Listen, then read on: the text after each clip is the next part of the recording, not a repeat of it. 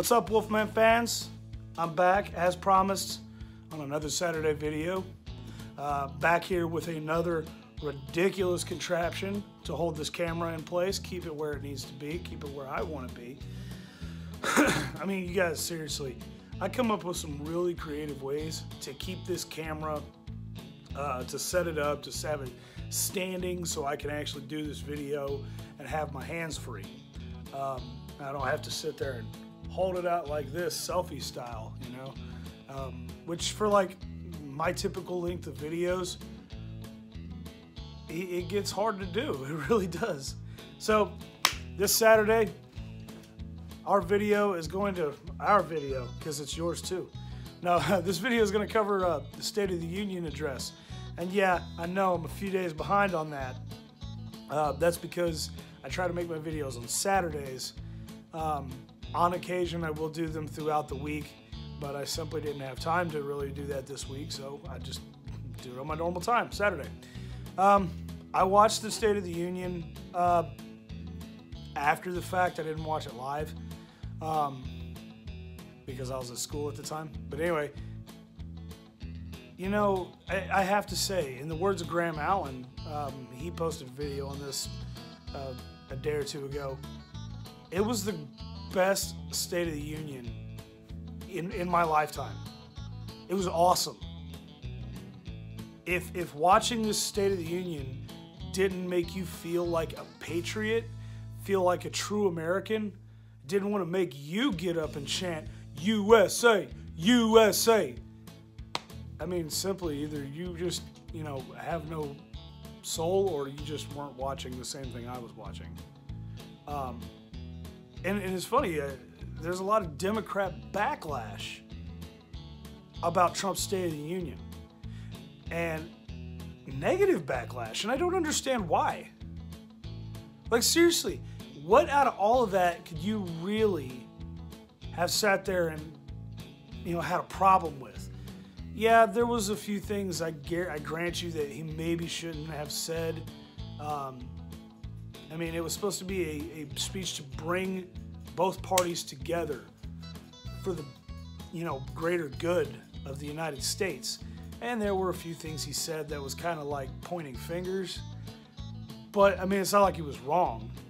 By the way, I don't have the ability to really go back and show clips from it or anything. So if you guys haven't seen President Trump's State of the Union address, I will leave a link in the description and the description of this video, and you guys can go check it out for yourself. I highly recommend you watch it if you haven't watched it. If you have watched it and you're really still skeptical about it, go watch it again and listen closely to the things he says. I mean, I think everything he was saying was stuff we can get behind. Stuff that we can stand up and cheer for and be proud to be Americans. I think that's been half of what Trump's been trying to do since he's been in office. Make us proud to be Americans again. And make us, you know, be able to stand up in the world scene and say proudly, we are Americans. And that's, I don't know, you know, it's amazing to me how anybody could find fault with anything that he was really saying. I mean, even the border security thing, he put up good arguments as to why border security was a good idea. And it had it didn't necessarily focus on just illegal immigration. It did though. I mean, it did in kind of a roundabout way. He talked the coyotes. They're dangerous people. And they take what they want from whoever they're trying to smuggle past the border. They're bad people. He talked about, you know, drug cartels. He talked about sex trafficking and just human trafficking in general. He talked about some legit issues. I don't see how we can oppose that. I have no argument against it. He's totally right. The one I did love, and this was probably, I think for most of us on the right, this is what really brought down the house for us. Introducing legislation to completely illegalize late-term abortions. I mean, if you guys aren't familiar, New York is already passing the legislation for late-term abortions up to the child being born. I mean, to me, that's sickening. It's horrifying.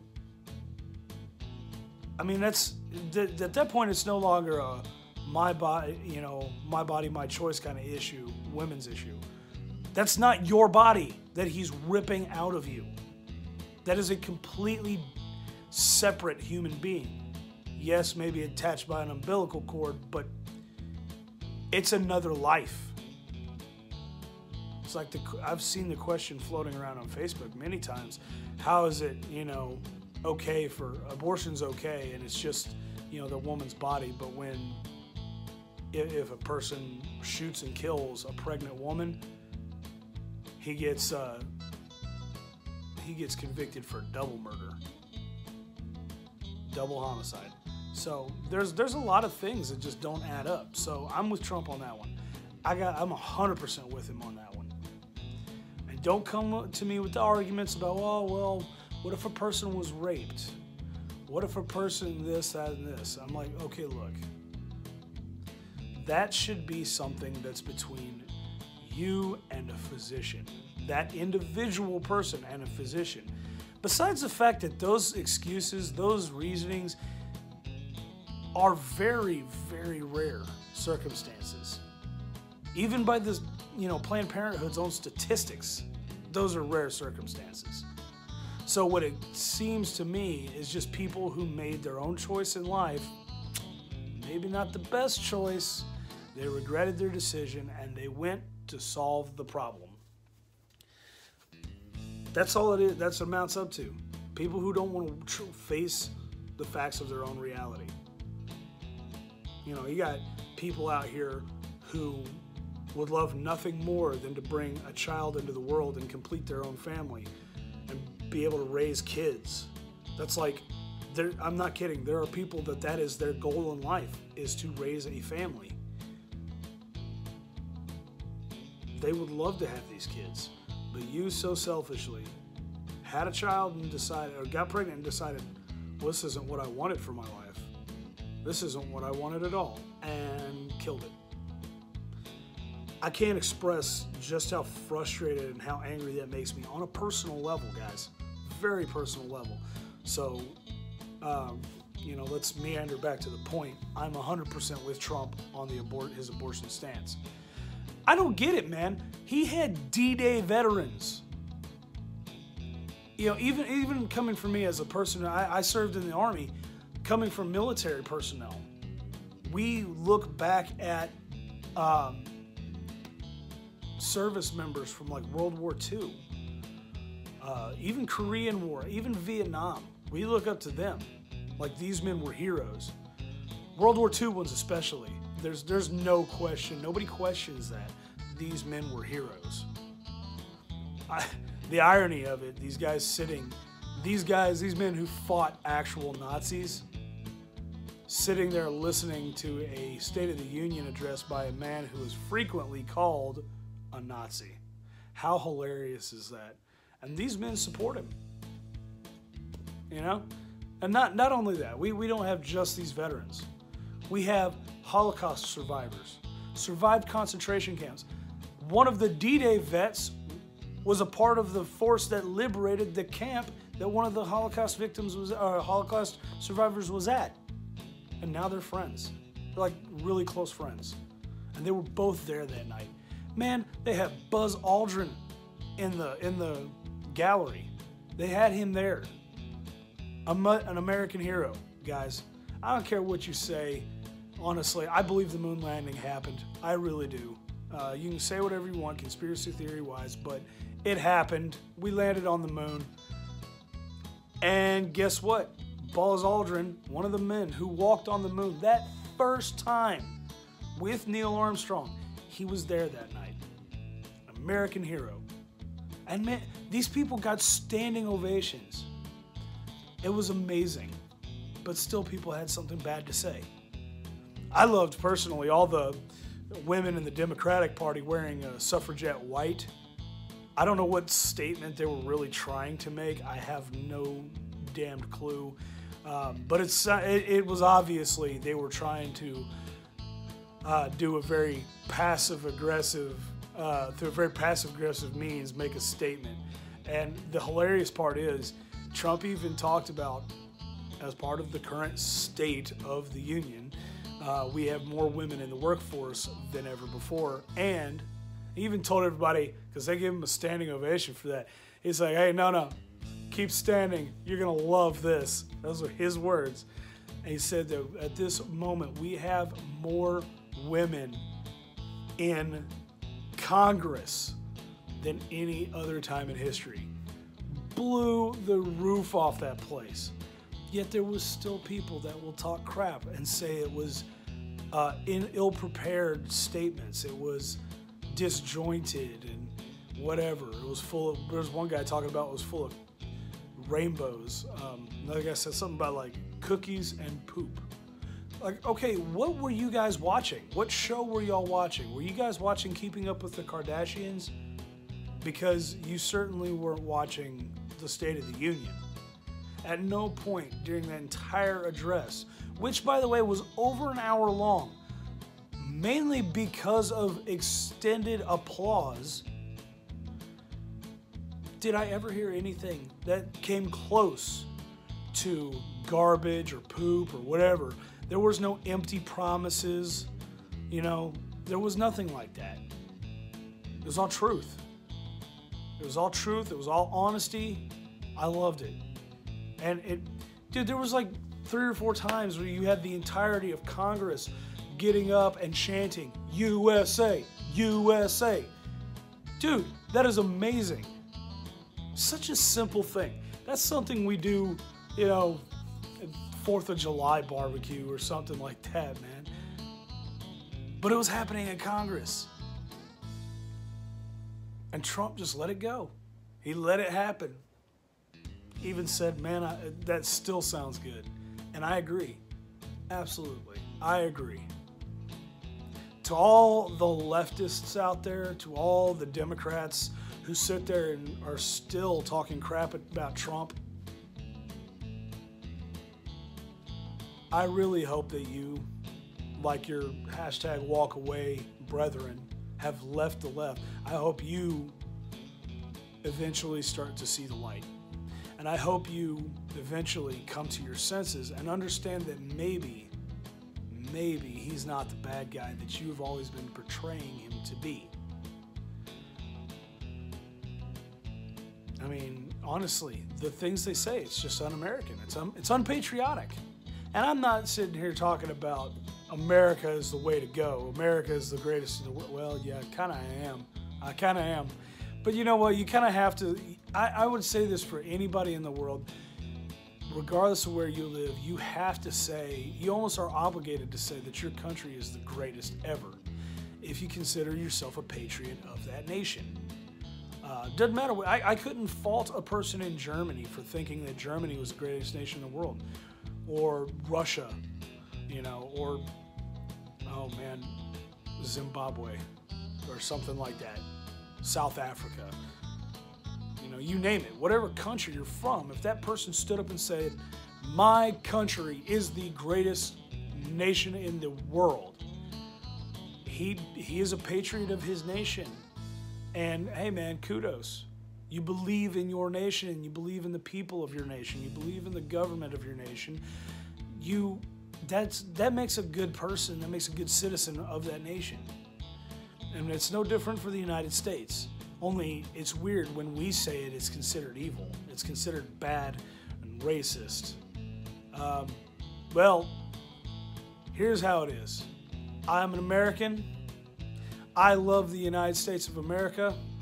I swore to uphold and defend the Constitution of the United States. Support and defend the Constitution of the United States against all enemies, foreign and domestic, was my oath. Well, the first part of it. Why do you think I have this in the background? It's not for kicks. It's not because I love the pattern. That flag means the world right now. No more so now than it has, no less now, excuse me, than it has, for the past couple years. It is more important now than I've ever seen. And not because it's a flag, just because it's a flag. Come on, guys, it's a piece of cloth. That's what it is. It's what it represents that's important. It represents this nation that we fought and we die for, that we work hard to build up our families and build up the economy, build up our communities and our cities, and make them as good as we can. Why do we do that? It's for this nation. We do this because we love this nation. We love ourselves. We love our families. We should be loving we should love our neighbors and everybody else. That's why we do it. And it makes one great nation. This flag is symbolic of sacrifice, of hard work, of love, of loyalty. There's a lot that this flag represents. That's why it's offensive to people when you burn it. And you're offending people that don't normally get offended by much. But the only difference is when they get offended, they'll beat your ass for it. They won't just cry and scream and try to find a safe space with a coloring book. No, they will take the flag from you and then beat you to death for having the audacity to do such a thing. Even though, ironically, the Constitution provides securities for you to disrespect the nation in such a way. It's really bizarre, honestly. I don't get how that still is a thing, but it's still under freedom of expression. But I'll tell you what, those men are expressing their patriotism by beating the shit out of you for it. And yeah, it escalated into violence. And these men don't care if they get arrested for it. They will go to jail proudly with an assault charge. They don't care. So that's kind of how it is. But anyway, I've meandered way off course at this point. Back to the State of the Union. You guys, it was amazing to me seeing the look on Nancy Pelosi's face for half the things that Trump said, because she was standing right behind him. It was hilarious. AOC, in all her infinite wisdom, believe me, that is sarcasm of the highest order. This is possibly the dumbest individual to ever step foot in the hallowed chambers of Congress. She is just God. I don't know. Is there a word out there? Guys, leave a comment. Leave me a comment and give me a word. Go through your dictionaries, go through your thesauruses, whatever.